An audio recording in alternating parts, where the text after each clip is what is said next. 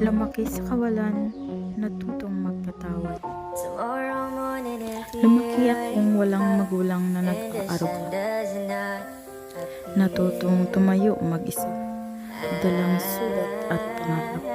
Ngayon lang kami ulit nagkaroon ng pagkakataon na magkasama at magkatagpo ni Papa. Salamat, Tanyan. 10 taon gulang pala ako noong huli kami nakita. 22 taon ang lumipas. Lumipas na lang ang panahon dahil noon siya irresponsableng ama. At sa puso ko'y bumalik ang tiwala at pangunawa. Walang anak ng sirang pamilya, naging OFW ako, dala ko ang pangarap at hirap.